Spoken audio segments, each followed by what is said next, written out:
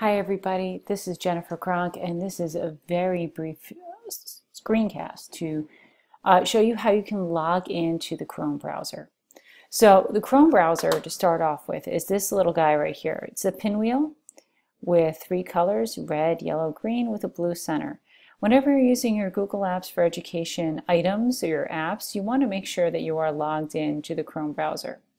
Now, you may or may not, when you open up the Chrome browser, get this option to set up Chrome. The way I normally sign into Chrome is I go to these three lines over here, which is where I find Settings. When I click on Settings, I have the option to sign into Chrome right here. And this is where we're going to put in our Google Apps credentials.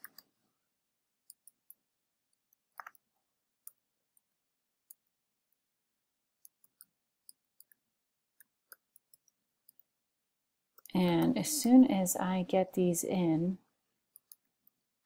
and hit enter, you will see that Chrome is going to prompt me, do I want to link my data? And absolutely I do.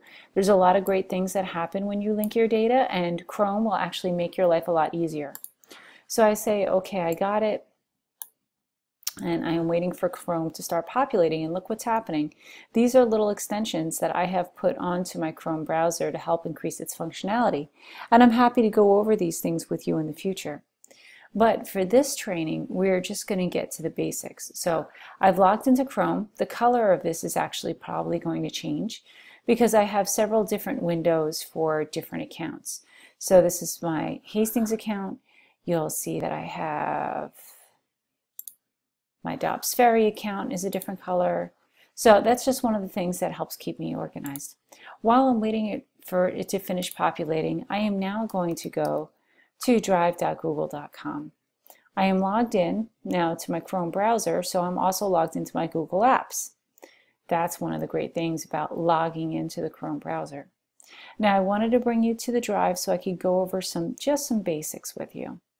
Here we're looking at my Google Drive. Over here we have our labels. My drive is red because that's where I am right now. If I click on Shared with Me, I am now looking at things that are only shared with me. And I realize many of you may not be looking at things like I am right now in List View. You might be in Icon View, which is where I am right now. This is the button to turn them, toggle them back and forth. So my drive is red. I'm there. Anywhere it's red, that's where I'm located. I'm not going to get into Google Photos for this training. I will show you that Recent is a great way to find or keep track of the things that I've most recently worked on. Starring documents is also a nice option because that helps me to be able to find things quickly. So if I grab a document like a running record, for example, and I go here and add star, now this becomes something that pops up whenever I click on Start, and that might be very useful for me in the future. Trash, obviously, that's where we throw our trash. You actually would have to go into it and empty it. Now, I have this little, on my drive, I don't have any folders. If I were to have a folder in here, I would automatically get that little caret or that arrow off the left-hand side. So I can actually create a folder so you can see. And I can click Create, and now I have a folder. I can toggle this on or off to expand my folder. Moving up, I have the New button. Under the New button, I can create a folder. I can upload files. I can upload entire folders worth of work. I can create a new Google document, Google Sheet, Google Slides, or under More, I can also use Google Forms. Moving up here to the top, you'll see that I can have a nice search engine inside of my drive. This is a pretty powerful search engine. I can simply type things in here like test, and I'll bring up whatever closely relates to that search. As I move further over to the right of my screen, you'll see that I have what I call the apps grid, but many people call the waffle or the Rubik's Cube. So in the apps grid, this is where I go to check out Google+, go to my mail, calendar, or drive. I don't use docs, sheets, or slides.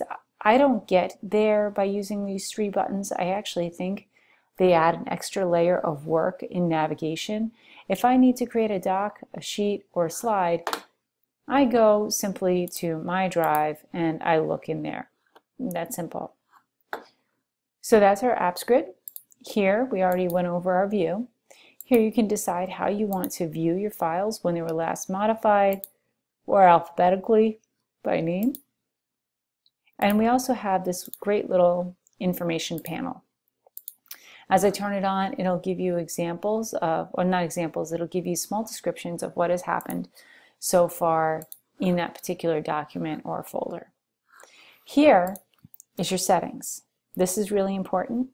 One of the reasons why this is super important is we want to check your settings. So I would go to the gear and settings. We want to make sure that this checkbox, convert uploaded files to Google Docs editor format, make sure this is unchecked. This is a separate tutorial, but I prefer that you leave this unchecked because I don't want some of you to lose your animation in your slideshows for your PowerPoints. Unfortunately, if you upload a PowerPoint to Google without putting in an app to run it, and you convert it, if you have animations, you will lose them. The rest of it will play fine, but most teachers, I remember for myself, we paste our lessons based on our animation. So I just want to make sure that you do not convert automatically.